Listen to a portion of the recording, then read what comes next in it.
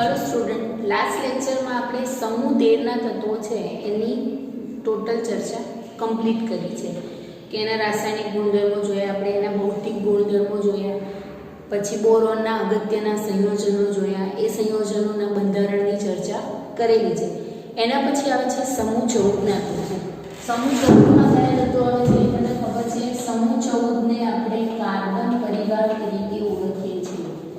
समूह 14 ના તત્વો છે એ કાર્બન પરિવાર અથવા તો કાર્બન સમૂહ તરીકે ઓળખવામાં આવે છે। એની જે સામાન્ય ઇલેક્ટ્રોન રચના છે NS2np2 છે। આ બધી ચર્ચા આપણે ત્રીજા ચેપ્ટરમાં કરી।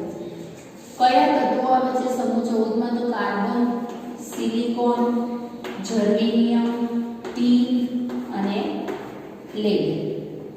परमाणु क्रमांक की बात करिए तो कार्बन नो परमाणु क्रमांक 6 છે, सिलिकॉन नो परमाणु क्रमांक છે 6 માં 8 ઉમેરો એટલે 14, जर्मेनियम नो 32, એના પછી ટીન માં 50 અને લેડ છે 82। આપણા એન્ટિક નંબર પરથી 2 8 18 18 32। क्लियर? इलेक्ट्रॉन रचना लखीए तो कार्बन ની इलेक्ट्रॉन रचनाમાં આપણે हीलियम कंप्लीट 2s2 2p2, અહીંયા neon complete 3s2 3p2, argon complete 3d10 4s2 4p2, અહીંયા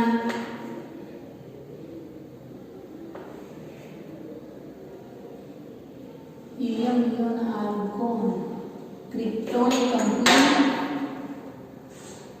4d10 5s2 5p2, એના પછી છે xenon complete 4f2 5d10 6s2 6p2।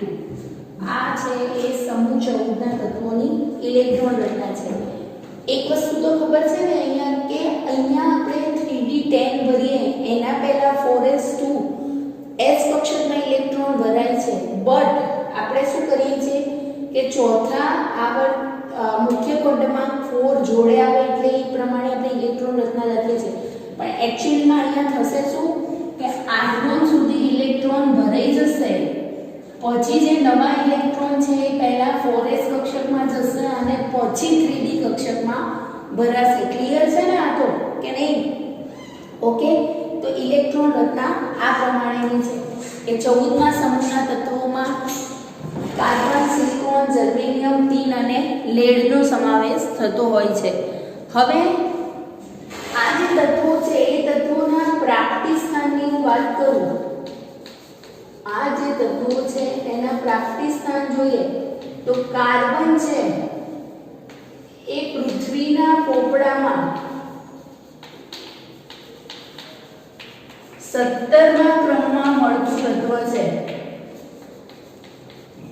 17મા ક્રમમાં મળતું તત્વ છે કાર્બન છે એ પૃથ્વીના પોપડામાં 17મા નંબરે મળતું તત્વ છે। હવે આપણને ખબર છે કે કાર્બન છે એ એકલું પણ હોય અને કાર્બનના ઘણા બધા સંયોજન છે।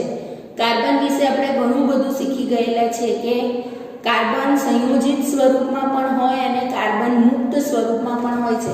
કાર્બન જ્યારે મુક્ત સ્વરૂપમાં હોય ત્યારે હીરો ગ્રેફાઇટ સ્વરૂપે હોય છે, જ્યારે એ સંયોજિત સ્વરૂપમાં હોય તો કાર્બનના ઘણા બધા સંયોજન આપણે ઓર્ગેનિક કેમિસ્ટ્રીમાં ઇમ્પોર્ટેડ મહત્વ मतलब कि बहुत ज उपयोगी હોય એવું તત્વ કયું છે? કાર્બન છે। એટલે કે કાર્બન મુક્ત સ્વરૂપમાં પણ હોય અને સંયોજિત સ્વરૂપમાં પણ હોય। મુક્ત સ્વરૂપમાં એ હીરો અને ગ્રેફાઇટ સ્વરૂપે આપણને મળે છે, જ્યારે સંયોજિત સ્વરૂપમાં કાર્બનના ઘણા બધા સંયોજન છે। આપણને ખબર છે કે હાઇડ્રોકાર્બનની આખી શ્રેણી એ બધામાં કાર્બન આવે છે। એટલે કે કાર્બન જ્યારે મુક્ત સ્વરૂપમાં છે ત્યારે હીરો ગ્રેફાઇટ સ્વરૂપે છે, અને સંયોજિત સ્વરૂપમાં હાઇડ્રોકાર્બનની આખી શ્રેણી, એમાં આલ્ડીહાઇડ આવી ગયું, કીટોન આવી ગયું, આ બધા જ હાઇડ્રોકાર્બનમાં આલ્કેન, આલ્કીન, આલ્કાઇન એ બધા જ કાર્બનના સંયોજનો છે. ઓકે, હવે કાર્બન પછી આવે છે સિલિકોન. હવે સિલિકોન છે એ આપણે આગળ શીખી ગયા કે સિલિકોન પૃથ્વીના પોપડામાં બીજા ક્રમે મળતું તત્વ છે. સૌથી પહેલા ક્રમમાં આપણે શીખી ગયા હતા ઓક્સિજન આવે છે, અને સિલિકોનનું પ્રમાણ છે એ 27.7 જેટલું હોય છે. બીજા ક્રમે મળતું તત્વ છે. હવે સિલિકોન છે એ સિલિકેટ કે સિલિકા સ્વરૂપે આપણને મળે છે. સિલિકા કે સિલિકેટ સ્વરૂપમાં જોવા મળે. પૃથ્વીના પોપડામાં સિલિકોન જે છે એ સિલિકેટ કે સિલિકા સ્વરૂપે આપણને જોવા મળતું હોય છે. જ્યારે જર્મેનિયમ છે એ બહુ જ ઓછા પ્રમાણમાં મળતું તત્વ છે. જર્મેનિયમ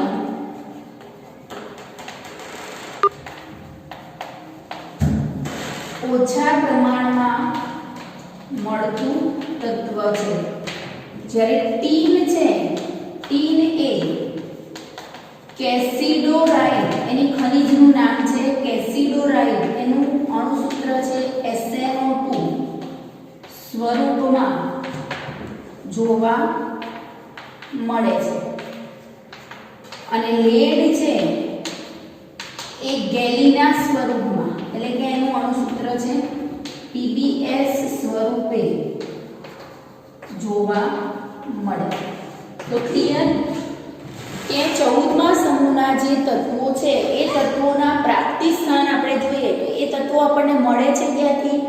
તો કાર્બન એ પૃથ્વીના પોપડામાં 17મા ક્રમે મળતું તત્વ છે, અને કાર્બન છે એ હીરો, ગ્રેફાઇટ અને કાર્બનના સંયોજનો સ્વરૂપે મળે છે. કાર્બનના સંયોજનો સ્વરૂપે મળતું તત્વ છે.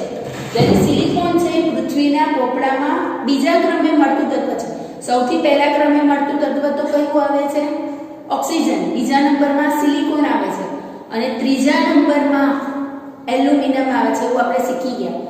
પણ તમને એમ પૂછે કે સૌથી વધારે પ્રમાણમાં મળતું ધાતુ તત્વ, તો એલ્યુમિનિયમ આવશે. પ્રથમ ક્રમે મળતું ધાતુ તત્વ છે એલ્યુમિનિયમ છે, અને ટોટલી બધા જ તત્વોમાં પૂછે તો ઓક્સિજન, અને બીજા ક્રમે આવે છે સિલિકોન. સિલિકોન છે એ આપણને સિલિકા કે સિલિકેટ સ્વરૂપે મળતું હોય છે. SiO2 ના ફોર્મમાં એ હોય છે કે ઓક્સિજન સાથે સંયોજિત સ્વરૂપમાં આપણને જોવા મળે છે. જ્યારે જર્મેનિયમ છે એ બહુ જ ઓછા પ્રમાણમાં મળતું તત્વ છે. ટીન છે એની કાચી ખનિજ. કાચી ખનિજ કોને કહીએ? તો કાચી ખનિજ એટલે કે મતલબ કે ખનિજ કોને કહીએ? તો પૃથ્વીના પોપડામાં આ જે ધાતુઓ છે એ બીજા તત્વો સાથે સંયોજિત સ્વરૂપમાં આપણને મળે છે. એને આપણે ખનિજ, મિનરલ્સ તરીકે ઓળખીએ છીએ. અને એ જે ધાતુઓ છે એ ધાતુઓમાં એ જે કાચી ખનિજ છે એને ઓર તરીકે પણ ઓળખવામાં આવે છે. આખું ચેપ્ટર છે આપણે 12થમાં, પણ ઓર સ્વરૂપે ઓળખવામાં આવે. ઓરનું નિષ્કર્ષણ કરી આપણે એમાંથી ધાતુ મેળવી શકતા હોઈએ છીએ. ક્લિયર? તો 14મા સમૂહના જે તત્વો છે એના પ્રાપ્તિ સ્થાનમાં ટીન છે એ કેસિડોરાઇડ સ્વરૂપે મળે છે, જ્યારે લેડ છે એ ગેલિના સ્વરૂપે મળે છે. એની કાચી ખનિજ છે એ ગેલિના છે. ઓકે, લેડ જ્યારે આપણે મેળવવું હોય ત્યારે એની કાચી ખનિજ, એની ઓર છે એ ગેલિના છે, અને ગેલિનાને ઘણી બધી પ્રોસેસમાંથી આપણે પાસ કરીએ છીએ, અને પાસ કર્યા પછી એમાંથી આપણે લેડ ધાતુ મેળવી શકતા હોઈએ છીએ. ક્લિયર? તો પ્રાપ્તિ સ્થાન ક્લિયર થઈ ગયા. એના પછી ઇલેક્ટ્રોન રચના આપણે લખેલી છે. ઇલેક્ટ્રોન રચના સમજીએ. અને બીજું એક અહીંયા એ યાદ રાખીશું આપણે કે કાર્બન છે ને એનો અર્ધ આયુષ્ય સમય ઘણી વખત પૂછાતો હોય છે 5770 વર્ષ છે. MCQમાં પૂછે તો કે કાર્બનનો અર્ધ આયુષ્ય સમય છે એ 5770 વર્ષ છે. જ્યારે કાર્બન છે એ કાર્બનના સમસ્થાનિકો પણ આપણને જોવા મળે છે. એ કાર્બનના સમસ્થાનિકોમાં એક સમસ્થાનિક આ છે અને કાર્બનનો બીજો સમસ્થાનિક છે એનું આણ્વીય દળ 13 છે. એટલે કાર્બનમાં બે પ્રકારના સમસ્થાનિકો જોવા મળતા હોય છે. કાર્બનની ઉપયોગિતા વિશે જોઈએ તો કાર્બન બહુ જ બધી જગ્યાએ ઉપયોગી છે. માનવ શરીરમાં પણ કાર્બન છે, ગ્લુકોઝ કયું તત્વ છે? કાર્બન ધરાવતું તત્વ છે. એટલે કાર્બનના ઉપયોગો ઘણી બધી જગ્યાએ થતા હોય છે. ઓર્ગેનિક કેમિસ્ટ્રી માટે મેઇન સભ્ય કયો છે?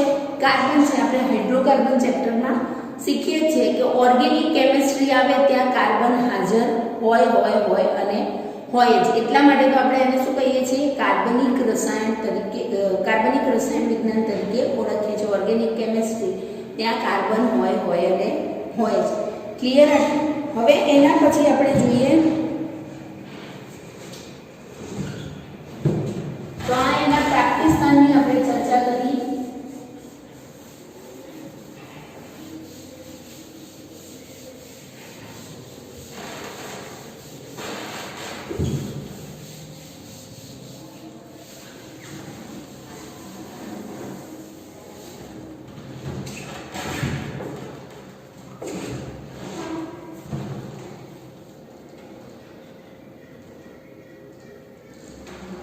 ઇલેક્ટ્રોન રચના આપણે અહીંયા લખેલી જ છે કે ઇલેક્ટ્રોન રચના જોઈએ છે તો કાર્બનમાં ડી કક્ષક જોવા મળતી નથી. સિલિકોનમાં ડી કક્ષક પ્રેઝન્ટ છે પણ ખાલી છે એટલા માટે આપણે લખતા નથી. જર્મેનિયમમાં જ્યારે ઇલેક્ટ્રોન રચના લખીશું ત્યારે ઇલેક્ટ્રોન છે એ કેવી રીતે ગોઠવાયેલા હશે? આર્ગોન સુધી પકડી એટલે આવું હશે 1s2 2s2 2p6 3s2 3p6 18 electron. પછી 4s કક્ષક કમ્પ્લીટલી ભરાશે. પછી 3d કક્ષકમાં 10 ઇલેક્ટ્રોન જશે અને પછી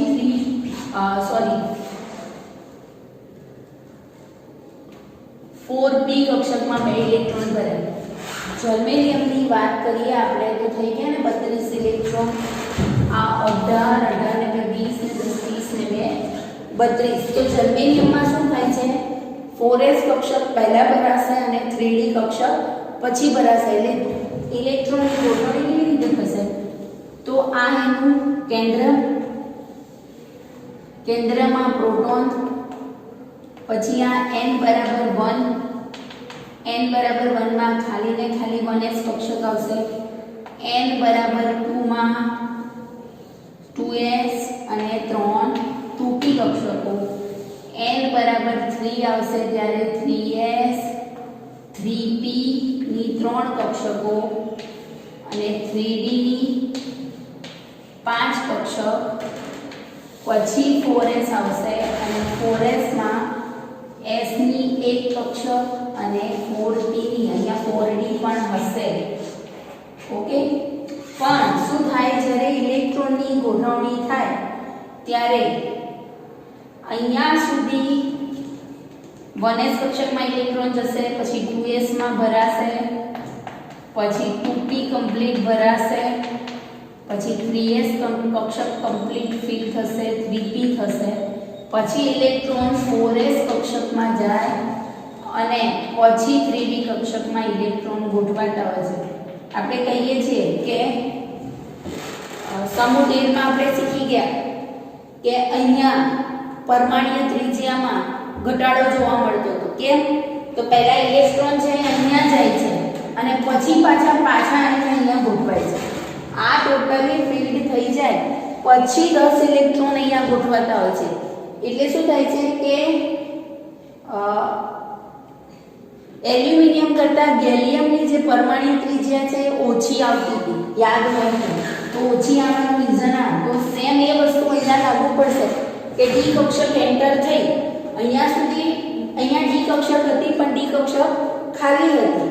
અહીંયા ડી કક્ષક છે એ ભરાય છે પણ પહેલા ઇલેક્ટ્રોન છે 4s કક્ષકમાં જાય છે અને પછી 10 ઇલેક્ટ્રોન 4d કક્ષકમાં ભરાય છે. 3d કક્ષકમાં ભરાય છે અને 3d કક્ષક સંપૂર્ણ ભરાઈ જાય પછી 2 ઇલેક્ટ્રોન અહીંયા ગોઠવાય છે. ક્લિયર?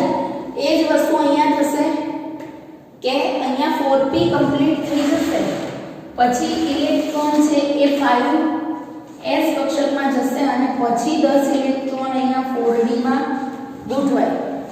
ઓકે, પછી પાછું શું થાય છે કે 4f કક્ષક એન્ટર થાય છે.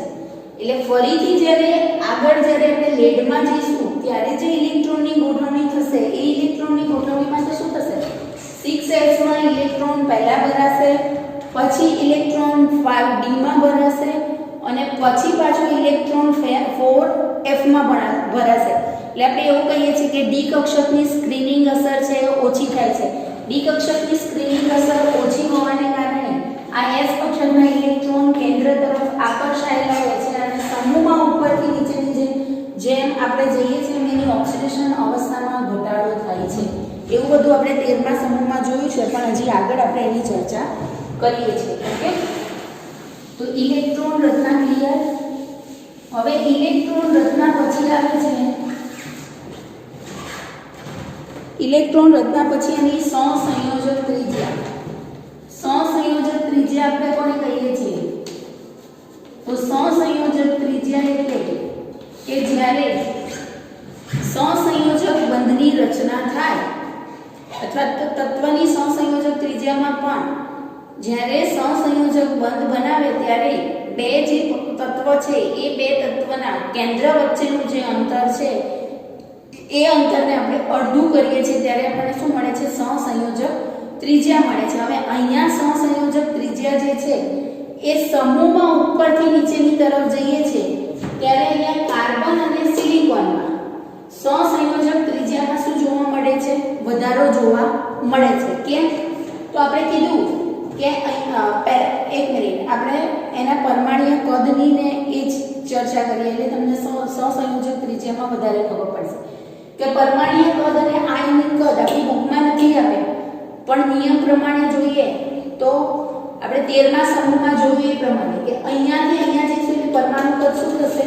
વધશે. પણ અહીંયાથી અહીંયા જઈશું એટલે પરમાણુ કદમાં ઘટાડો જોવા મળે. અહીંયાથી અહીંયા આવીએ એટલે પરમાણુ કદમાં થોડો વધારો જોવા મળે છે, પણ અહીંયાથી અહીંયા આવીશું એટલે પરમાણુ કદ છે એ લગભગ સરખા જેવું આવશે. એ જ પ્રમાણે આયનિક કદમાં પણ થશે. હવે સહસંયોજક ત્રિજ્યાની વાત કરું તો મેં કીધું એ પ્રમાણે કે સમૂહમાં ઉપરથી નીચેની તરફ હું જાઉં છું તો સમૂહમાં ઉપરથી નીચેની તરફ જઈએ છે ત્યારે સહસંયોજક જે ત્રિજ્યા છે એ સહસંયોજક ત્રિજ્યામાં વધારો જોવા મળશે કારણ કે અહીંયા કદમાં વધારો જોવા મળે છે. તો કાર્બનથી સિલિકોન તરફ જતા સહસંયોજક ત્રિજ્યા છે એ વધે છે કારણ કે કદ વધે છે. પરમાણુનું કદ વધે છે એટલે સહસંયોજક ત્રિજ્યામાં વધારો જોવા મળશે. પણ જેવું સિલિકોનથી લેડ તરફ જઈશ ત્યારે સહસંયોજક ત્રિજ્યા લગભગ સરખા જેવી જોવા મળે. સહસંયોજક ત્રિજ્યા છે એ આપણે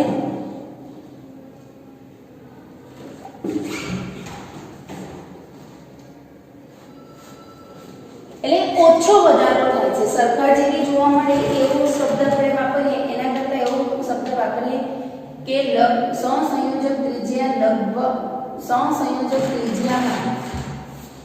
ઓછો વધારો જોવા મળે છે. કેમ? તો આપણે પરમાણુનું કદ સમજ્યા કે અહીંથી અહીંયા જો એટલે આખી કક્ષા વધે છે એટલે પરમાણુ કદમાં વધારો થાય છે. પણ અહીંયા 3D કક્ષક ફીલ થાય 3D કક્ષક છે અહીંયા એ ઉમેરાય છે અને 3D કક્ષકમાં ઇલેક્ટ્રોન ભરાય છે એટલે આના કદમાં શું થાય છે? ઘટાડો થાય છે. એટલે કાર્બનથી સિલિકોન તરફ જઈશું તો કદમાં એકદમ વધારો થાય છે તો સહસંયોજક ત્રિજ્યામાં એકદમથી વધારો થશે. પણ સિલિકોનથી આપણે લેડ તરફ જઈશું એમ કદમાં કંઈ એવો નોંધપાત્ર વધારો જોવા મળતો નથી. ઉપરાંત અહીંયા તો કદ ઘટે છે એટલે સહસંયોજક ત્રિજ્યામાં વધારો જોવા મળે પણ કેવું? બહુ જ ઓછો વધારો જોવા મળે છે. એટલે લગભગ સરખા જેવી, સરખી છે એવું નથી કહેતા, સરખા જેવી જોવા મળે છે. સહસંયોજક ત્રિજ્યા છે એ સરખા જેવી જોવા મળતી હોય છે. ઓકે, પછી સહસંયોજક ત્રિજ્યા પછી આવશે આયનીકરણ એન્થાલ્પી. તો આયનીકરણ એન્થાલ્પીનો જે ક્રમ છે એમાં આપણે પહેલા તો જોઈએ તો સમૂહ 13 ના તત્વો કરતા અહીંયા જે આયનીકરણ એન્થાલ્પી છે એ વધે છે. સમૂહ 13 ના તત્વો કરતા સમૂહ 14 માં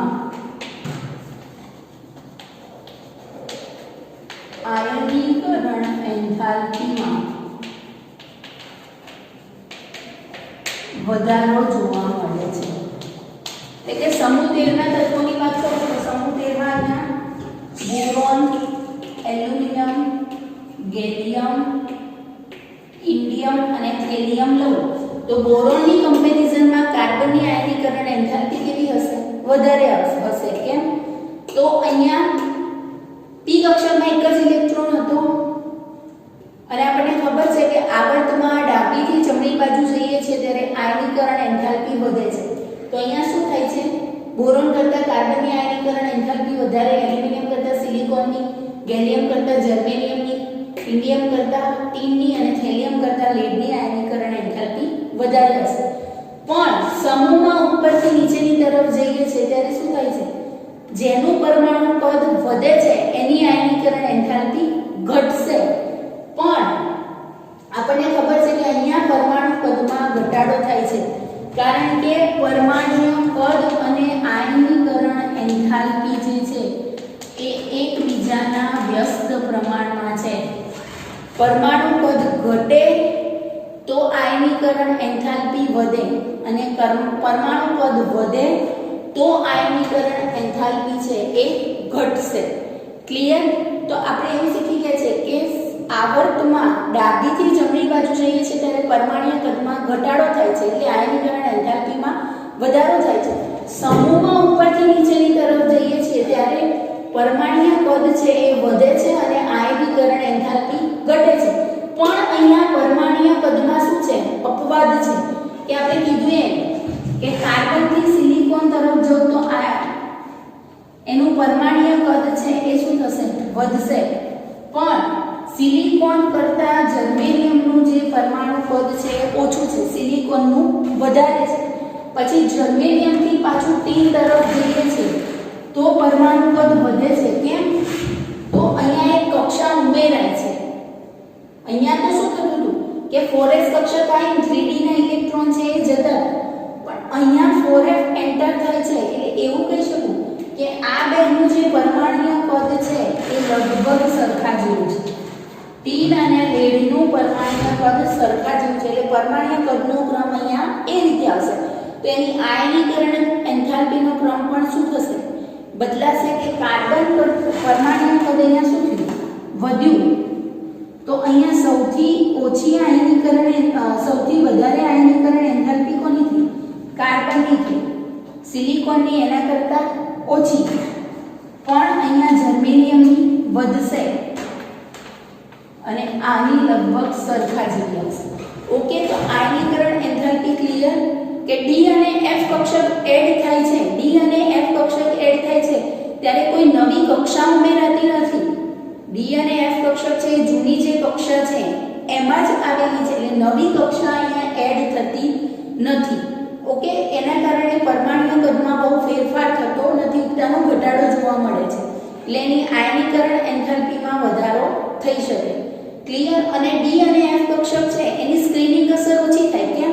તો 4s કક્ષક પાછળ છે અને 3d કક્ષક આગળ છે એટલે 3d કક્ષક છે એ જે 4s કક્ષકના ઇલેક્ટ્રોનનું કેન્દ્ર તરફનું આકર્ષણ બળ છે એમાં ઝાઝો ફેરફાર કરી શકે નહીં. એના કારણે 4s કક્ષકના જે ઇલેક્ટ્રોન છે એ કેન્દ્ર તરફ કેવા હશે?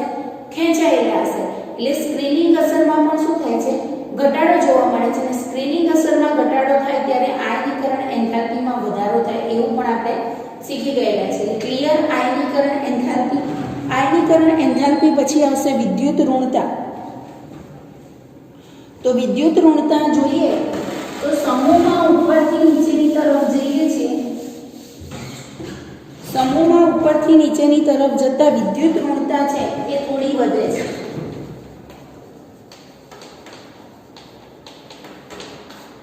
કે સમૂહમાં ઉપરથી નીચેની તરફ જતા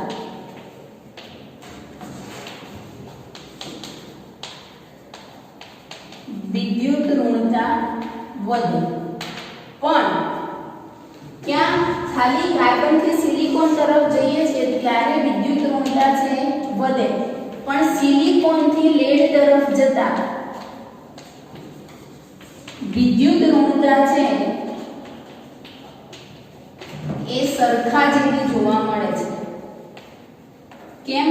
તો કદમાં કે બહુ જાજો ફેર પડતો નથી. ઓકે, કદમાં ફેર ન પડવાને કારણે વિદ્યુત ઋણતામાં બહુ વધારે પડતો તફાવત જોવા મળતો નથી. Okay, clear? તો આયનીકરણ એન્થાલ્પી, એના પરમાણ્વીય કદ, એની ઇલેક્ટ્રોન રચના અને એની વિદ્યુત ઋણતાની ચર્ચા આપણે અહીંયા હવે એના ભૌતિક ગુણધર્મોમાં આપણે એના ગલન બિંદુ, ઉત્કલન બિંદુની ચર્ચા કરી. પણ સમૂહ 14 માં પણ શું થશે? આપણે કીધું તો એમ કે પી વિભાગના જે તત્વો છે એમાં એક જ સમૂહમાં ધાતુ તત્વો, અધાતુ તત્વો અને અર્ધ ધાતુ તત્વો આવેલા છે. અહીંયા કાર્બન અને સિલિકોન છે એ કેવા છે? અધાતુ તત્વો છે. જર્મેનિયમ છે એ મેટેલોઇડ્સ છે, અર્ધ ધાતુ તત્વ છે. અને ટીન અને લેડ છે એ શું છે? ધાતુ તત્વ છે. એક જ સમૂહમાં અધાતુ તત્વ છે, અર્ધ ધાતુ તત્વ છે અને ધાતુ તત્વ છે. આ બધા જ જે પદાર્થો છે એ ઘન સ્વરૂપમાં હોય છે. બધા જ જે તત્વો છે એ તત્વો કેવા છે? ઘન સ્વરૂપમાં છે. કાર્બન, સિલિકોન અધાતુ તત્વ, જર્મેનિયમ અર્ધ ધાતુ તત્વ, અથવા એને આપણે ઉપધાતુ પણ કહી શકીએ છીએ. ટીન અને લેડ છે એ ધાતુ તત્વ છે. હવે આ જે ધાતુ તત્વ છે ને એ નરમ ધાતુ તત્વ છે. નરમ ધાતુ તત્વ હોવાને કારણે એના ગલન બિંદુ અને ઉત્કલન બિંદુ કેવા છે? નીચા છે.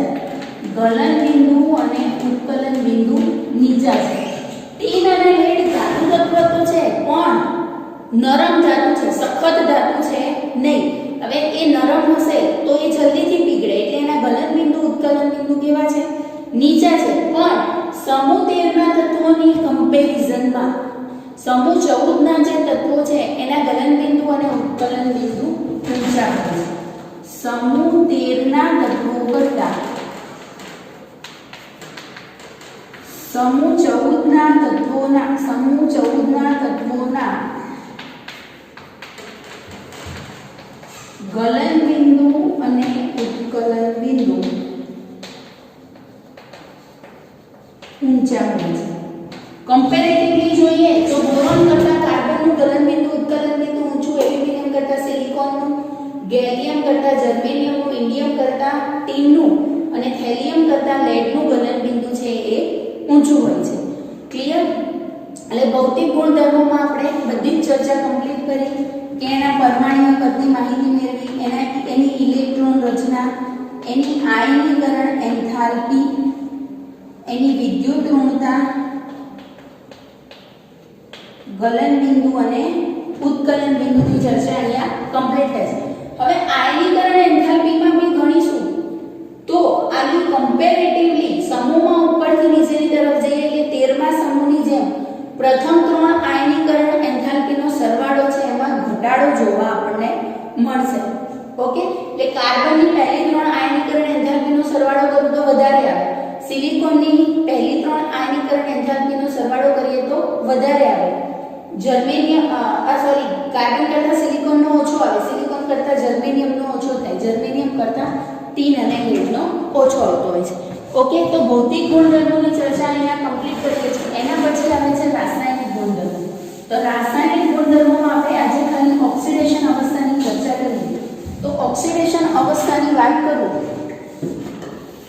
રાસાયણિક ગુણધર્મોમાં ઓક્સિડેશન અવસ્થામાં લખું તો ઓક્સિડેશન અવસ્થામાં મને ખબર છે કે સંયોજકતા કક્ષકમાં જે ઇલેક્ટ્રોન આવે છે એ ઇલેક્ટ્રોનની અહીંયા ઓક્સિડેશન અવસ્થા તરીકે આપણે લઈ શકીએ. તો અહીંયા સંયોજકતા કક્ષકમાં કેટલા ઇલેક્ટ્રોન આવે છે? 4 ઇલેક્ટ્રોન આવે છે. તો આની જે ઓક્સિડેશન અવસ્થા છે એ +4 થાય અને નિષ્ક્રિય યુગ્મ અસરને કારણે આપણે 13મા સમૂહમાં કીધું હતું કે જે ઓરિજિનલ એની ઓક્સિડેશન અવસ્થા હોય એના કરતાં 2 ઓછી લેવાની. નિષ્ક્રિય યુગ્મ અસર છે આખી આપણે ફરી લાસ્ટમાં હું શીખવાડવાની છું, પણ અત્યાર પૂરતું આપણે શું યાદ રાખીશું કે નિષ્ક્રિય યુગ્મ અસરને કારણે એની જે ઓરિજિનલ ઓક્સિડેશન અવસ્થા હોય એના કરતાં 2 એકમ ઓછી ઓક્સિડેશન અવસ્થા જોવા મળે. એટલે અહીંયા +4 છે તો +2 ઓક્સિડેશન અવસ્થા પણ એ ફાઇન્ડ કરી શકે, બતાવી શકે છે આપણે. અને ઘણીવાર આપણે જોઈએ તો અહીંયા -4 ઓક્સિડેશન અવસ્થા પણ જોવા મળતી હોય છે. પણ કાર્બન અને સિલિકોન છે એ જનરલી +4 અવસ્થા ધરાવતા સ્થાયી સંયોજનો આપણને આપતા હોય છે કે +4 સંયોજકતા ધરાવતા સંયોજનો કાર્બનના જોવા મળે. આપણે CH4 લઈએ છીએ તો એમાં કાર્બનની ઓક્સિડેશન અવસ્થા કેટલી આવે છે? +4 આવે છે. અને જનરલી એ લોકોમાં ઓક્સિડેશન અવસ્થા ઓછી આવે કારણ કે એ સહસંયોજક બંધ વધારે બનાવવાનું વલણ ધરાવતા હોય છે. આયનિક બંધની કમ્પેરેટિવલી એ સહસંયોજક બંધ વધારે બનાવે છે. એટલે જનરલી કાર્બન છે એ 4 સંયોજકતાવાળા સંયોજનો વધારે બનાવે છે અને એ લૂઇસ એસિડ કે લૂઇસ બેઝ તરીકે વર્તે નહીં. કેમ? તો એ બીજા અન્ય તત્વ સાથે 4 બંધથી જોડાયેલું હશે એટલે એનું અષ્ટક છે એ કમ્પેરેટિવલી કેવું હશે? કમ્પ્લીટ હશે. એટલે અષ્ટક એનું પૂર્ણ થઈ જાય છે તો એને ઇલેક્ટ્રોન સ્વીકારવાની કે ઇલેક્ટ્રોન આપવાની કોઈ જરૂરિયાત પડતી નથી. અને કાર્બન જનરલી 4 સહસંયોજક બંધ ધરાવતા સંયોજનો આપે છે. 4 સવર્ગાંક ધરાવતા સંયોજનો કાર્બન અને સિલિકોન આપણને આપે છે. પણ બાકીના જે તત્વો છે એ 6 સવર્ગાંક ધરાવતા સંયોજનો બનાવી શકે છે. કેમ? તો અહીંયા એની ડી કક્ષકમાં ઇલેક્ટ્રોન છે અને એ ડી કક્ષકના ઇલેક્ટ્રોનનો એ ઉપયોગ કરી શકતા હોય છે. ક્લિયર? હવે જર્મેનિયમ છે એ ઘણા તત્વોમાં +4 સંયોજકતા પણ બતાવે છે અને ઘણા તત્વોમાં +2 સંયોજકતા ધરાવતા સંયોજનો પણ આપણને આપે છે. ક્લિયર? કે જર્મેનિયમમાં 3D કક્ષક જે છે એ 3D કક્ષક પછી 4s કક્ષક આવે છે પણ પહેલા ભરાય છે 4s કક્ષક. અહીંયા ડી કક્ષક એન્ટર થઈ પણ ઘણી વખત શું થતું હોય છે કે આ 4s કક્ષકના જે ઇલેક્ટ્રોન છે એ પણ બંધ બનાવવામાં ભાગ લેતા હોય છે અને ઘણી વખત ખાલી 4p કક્ષકના ઇલેક્ટ્રોન પણ બંધ બનાવવામાં ભાગ લે. એટલે જર્મેનિયમ છે એ +4 અને +2 સંયોજકતા ધરાવતા સ્થાયી સંયોજન આપી શકે છે. જ્યારે ટીન અને લેડમાં શું થાય છે કે ટીન અને લેડ છે એ +2 સંયોજકતા ધરાવતા સંયોજનો આપે છે. કેમ? તો આ બંનેની નિષ્ક્રિય આ બંને એન્ટર થાય અને આ બંનેની જે શિલ્ડિંગ અસર છે, સ્ક્રીનિંગ અસર છે એ ઓછી જોવા મળે છે અને સ્ક્રીનિંગ અસર ઓછી હોવાને કારણે આ કક્ષકોની સ્ક્રીનિંગ અસર ઓછી હોવાને કારણે 4s કક્ષકના જે ઇલેક્ટ્રોન છે એ કેન્દ્ર તરફ વધારે આકર્ષિત થયેલા હોય છે અને કેન્દ્ર તરફ આકર્ષિત થયેલા હોય એટલે આ s કક્ષકના ઇલેક્ટ્રોન બંધ બનાવવામાં ભાગ લેતા નથી. ખાલી ને ખાલી p કક્ષકના ઇલેક્ટ્રોન છે એ બંધ બનાવવામાં ભાગ લે છે. એટલે ટીન અને લેડમાં +2 સંયોજકતા ધરાવતા જે સંયોજનો છે એ સ્થાયી હોય છે. ક્લિયર? કે કાર્બન અને સિલિકોન છે એ 4 બંધ બનાવી શકે. જર્મેનિયમ છે એ 4 પણ બનાવી શકે છે અને 2 પણ બનાવી શકે છે. જ્યારે ટીન અને લેડ છે એમાં +2 સંયોજકતા જ જોવા મળે છે કે આ ધાતુ તત્વો છે એ બીજા અધાતુ તત્વ સાથે જોડાઈને આયનિક બંધ બનાવે. જ્યારે અહીંયા છે એ સહસંયોજક બંધ જોવા મળે છે. અને આપણે કીધું એ પ્રમાણે કે કાર્બન છે એની પાસે ડી કક્ષક છે નહીં, ડી કક્ષક હાજર નથી એટલે એ 4 કરતાં વધારે સંયોજકતાવાળા સંયોજનો આપણને આપી શકે નહીં. જ્યારે બાકીના જે તત્વો છે એમાં ડી કક્ષક પ્રેઝન્ટ છે અને એ ડી કક્ષકના ઇલેક્ટ્રોનનો ઉપયોગ કરી એ 4 કરતાં વધારે સંયોજકતાવાળા સંયોજનો આપણને આપી શકે છે. એટલે કે એમાં 6 સવર્ગાંક ધરાવતા સંયોજનો જોવા મળે છે. જ્યારે કાર્બનમાં 4 કરતાં વધારે સવર્ગાંક ધરાવતા સંયોજનો જોવા મળતા નથી. ક્લિયર? કે ઇલેક્ટ્રોન રચના, આયનીકરણ એન્થાલ્પી, વિદ્યુતઋણતા, સહસંયોજક ત્રિજ્યા અને એની ઓક્સિડેશન અવસ્થાની ચર્ચા કરી આપણે. ગલનબિંદુ, ઉત્કલન બિંદુની ચર્ચા અહીંયા કમ્પ્લીટ કરીએ છીએ. નેક્સ્ટ ટાઈમ આપણે સમૂહ 14ના જે તત્વો છે એના રાસાયણિક ગુણધર્મોની ચર્ચા કરીશું. પણ રાસાયણિક ગુણધર્મોમાં આપણે ઓક્સિડેશન અવસ્થાની ચર્ચા છે એ અહીંયા કમ્પ્લીટ કરીએ છીએ.